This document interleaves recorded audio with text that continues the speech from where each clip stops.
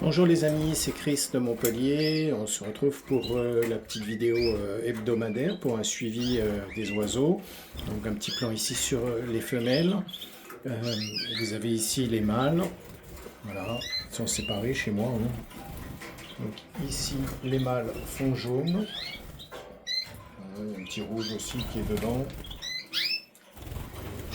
Ici les femelles qui ne feront pas partie de la période de reproduction cette année. Et là, vous avez les femelles fond blanc et fond jaune qui sont là. Donc on a mis le bain aujourd'hui, on a donné des perles morbides que vous voyez ici, là-bas au fond, et un peu de graines de semoule. Voilà. Donc on va attaquer la 3e semaine de préparation. Alors la grosse nouveauté va concerner les femelles, où je vais rajouter une distribution de pâtés supplémentaires par semaine. On va passer de 2 à 3. Les mâles, pas de changement, donc je réexplique pourquoi. Il vaut mieux engraisser un peu plus les femelles qui vont devoir supporter les pontes, la couvaison, une grosse partie de l'élevage des jeunes pour qu'elles soient bien en forme.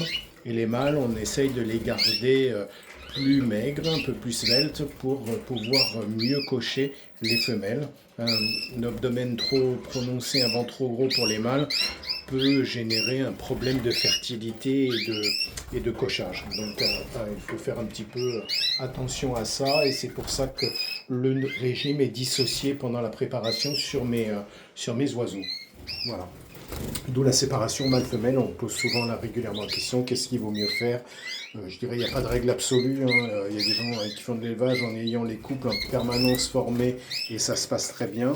Et il y en a d'autres qui, comme moi, séparent et ça se passe aussi pas mal. Donc chacun son feeling et la volonté de faire au mieux. Donc moi j'ai trouvé, à partir du moment où j'ai séparé mâles et femelles, avec le régime dissocié, j'ai trouvé que j'avais des meilleurs résultats. Voilà. Voilà pour la partie alimentaire. Donc on va finir la cure d'eau précédée d'une cure de vinaigre de cidre. On va passer sur je dirais une distribution de vitamines de type Omnivit dans la boisson cette semaine. Et je pense que sous peu je vais mettre la deuxième période de Fertivit pour tout ce qui est vitamineux. Voilà. Alors, on m'a posé la question sur le traitement des poux, de présenter les produits. Donc, je vais essayer de vous faire voir ça. Donc, essentiellement, j'utilise 3 choses. Ici, vous voyez des graines de tabac séchées, voilà, que j'ai mis en fond de cage. Odeur qui repousse les acariens et les poux. Donc, voilà.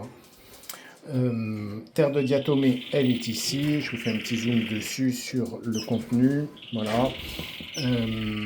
Ça, c'est un produit aussi que je mets en fond de cage de façon à éloigner poux et acariens. L'odeur, il n'aime pas. La texture, si vous la prenez en main, que vous la touchez comme ça, vous verrez que c'est un peu abrasif. Et en fait, c'est comme si vous frottiez contre un tesson de bouteille cassé, éclaté, ben ça vous coupe. Ben pour les poux, à leur niveau, ça fait la même chose. Ça leur coupe les carapaces. Pour les acariens, c'est pareil. Et ils vont mourir. Donc, je vais essayer de voir si je peux vous faire un point sur le... C'est à l'envers. Donc, voilà. Terre de diatomée. Ça vous donnera une idée de ce que c'est. Et le dernier élément, c'est celui-là. Le Poustop de chez Red Animals. Donc je mets aussi, je saupoudre dans les coins de la cage pour renforcer la lutte et la prévention contre les poux.